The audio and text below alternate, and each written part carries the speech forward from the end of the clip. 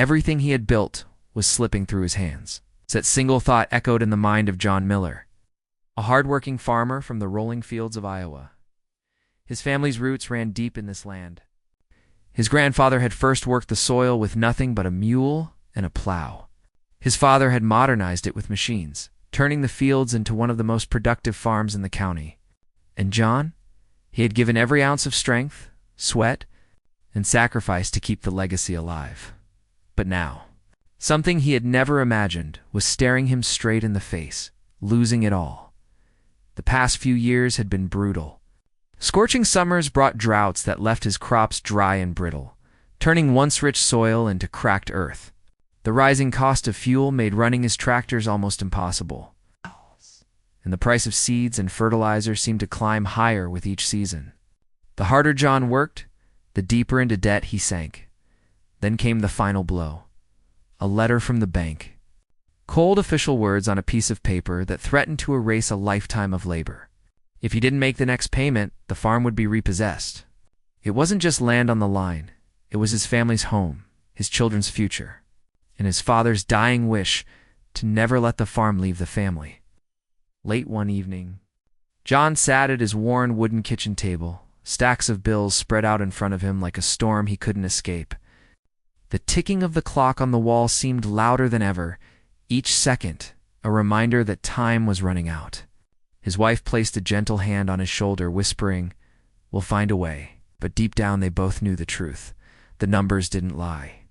Unless a miracle happened, they'd soon be packing up their lives and leaving behind the only home they had ever known.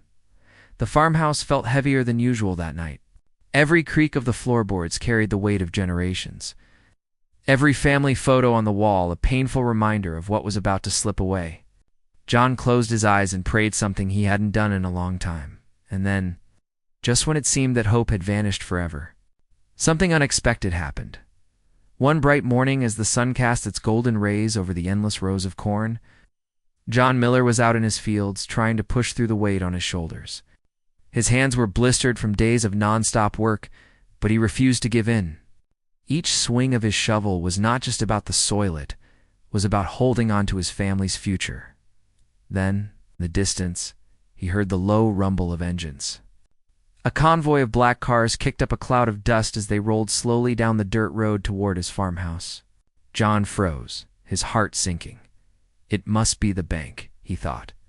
Maybe they were sending more officials to pressure him, to remind him of the looming deadline.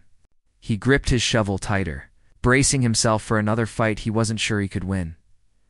But as the cars came to a stop, something unusual happened. The doors opened. John's jaw nearly dropped. Out stepped none other than former President Donald Trump, flanked by a small group of advisors in sharp suits.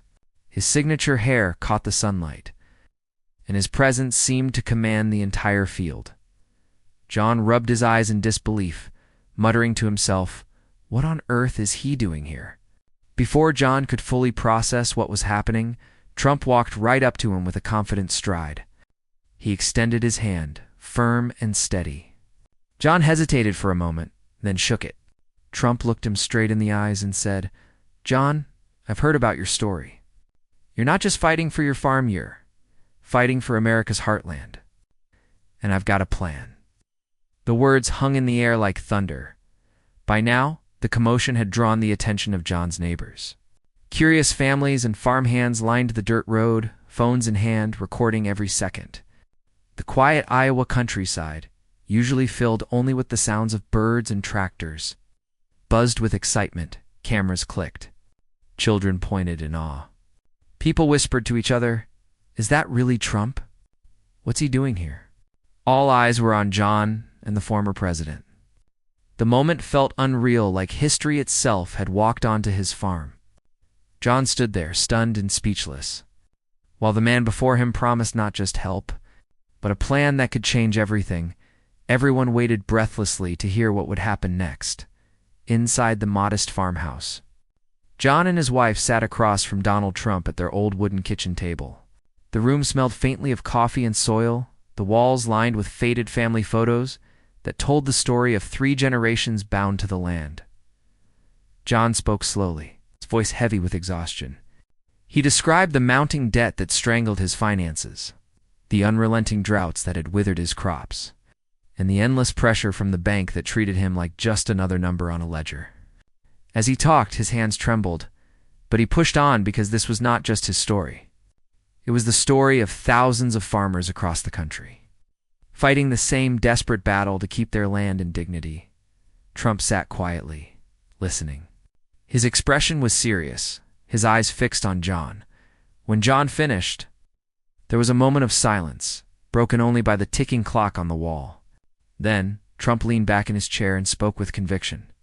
"This land," he said, tapping the table for emphasis, "isn't just dirt and crops. It's America's backbone. Without farmers like you, there is no America. And we're not going to let you lose it." John felt a shiver run through him. The words carried a weight he hadn't felt in months.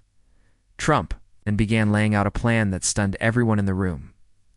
First, he promised to connect John with a program designed to shield family farms from unfair foreclosures, ensuring that hardworking farmers would no longer be crushed by predatory banking practices. Second, he vowed to bring in private investors, people who truly valued American agriculture, to provide funding and resources. No longer would foreign corporations quietly buy up farmland and push families like John's out of the picture. And finally, Trump spoke about helping John diversify his crops, encouraging him to grow produce with higher demand and connect directly to markets. By cutting out the middlemen, John could keep more of his earnings and secure a future for his family. John's eyes filled with tears. For the first time in months, he felt a spark of hope. His wife reached over and squeezed his hand, but Trump wasn't finished. He stood up, stepped outside to where neighbors had gathered, and raised his voice. "We're going to fight for every farmer in this country. Nobody gets left behind." The crowd erupted in cheers. Their faith in the future suddenly rekindled. News of John Miller's remarkable turn of fortune spread like wildfire. What began as a quiet visit on a small Iowa farm quickly exploded into national headlines. Reporters from across the country swarmed the tiny town, eager to capture the story of a farmer who had been on the brink of losing everything until hope arrived at his doorstep. Within days, John became a symbol of resilience for rural America. Television stations broadcast his story, newspapers ran front-page articles, and social media platforms buzzed with clips of Donald Trump declaring, "Nobody gets left behind." People everywhere saw John not just as one man fighting for his farm, but as a representation of every farmer struggling to keep their land, their homes, and their dignity. The response from the public was overwhelming. Donations poured in from all corners of the country, small checks from families who wanted to help, and large contributions from supporters of American agriculture. With each envelope and online transfer, John felt a wave of encouragement.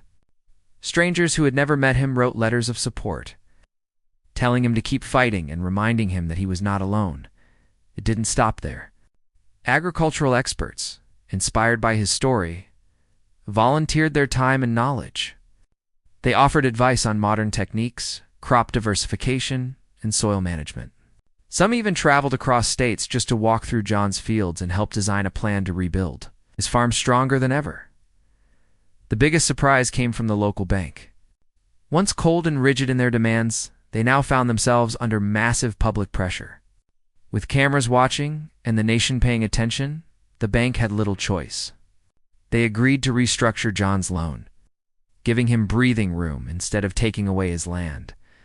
But the greatest change wasn't in John's finances, it was in his spirit. For months, he had worked with despair weighing him down. Now he rose before dawn with fresh determination, his steps quicker, his energy renewed. His neighbors noticed too. They rallied around him, showing up to help repair equipment, provide supplies, and share labor in the fields. The farm wasn't just John's anymore, it had become a community mission, and when the next harvest season finally came, the transformation was clear. The once barren fields stood tall and golden, overflowing with healthy crops. The farm was saved. All of this, John knew, began because one man showed up when nobody else would. Months later, As the evening sun dipped low across the horizon, John Miller stood at the edge of his fields. The warm breeze rustled through rows of healthy crops, and the golden light seemed to set the land glowing. For the first time in a long time, he could look over his farm without fear. Instead of dry, cracked soil and withered plants, there was life growth, hope. He thought back to how close he had come to losing everything. Just months earlier, he had sat at this very spot, staring into the distance and wondering how he would tell his children that their home was gone. Now, the farm wasn't just saved, it was thriving, stronger than it had been in years. And John knew it wasn't only about the money or the crops. It was something much deeper. This journey had taught him, and everyone who heard his story, an unforgettable message. Never give up, because help can arrive in the most unexpected ways. For John, that help had come in the form of a visit that nobody saw coming. Donald Trump's arrival at his farm had sparked not just solutions, but a movement. What started as one man's desperate struggle had grown into a national conversation about protecting family farms, honoring hard work, and valuing the backbone of America, its farmers. Trump's visit became more than a political headline. For John and his family, it was proof that someone had taken the time to listen, to act, and to remind them that they mattered. It wasn't about grand speeches or empty promises. It was about a moment of action that gave them the chance to fight for their future. In an interview months later, John's face carried the marks of a man who had worked through storms and struggles, but his smile shone brighter than ever. With the sun on his face, he said, "My land is still here, my family is still here, and my hope is still alive. I thought I was losing everything, but instead, I gained a future." His words echoed far beyond his farm, touching countless people who had faced their own battles. And with that, the story of one struggling farmer who nearly lost it all became a timeless reminder. No matter how dark things get, the right plan and the right people can turn everything around.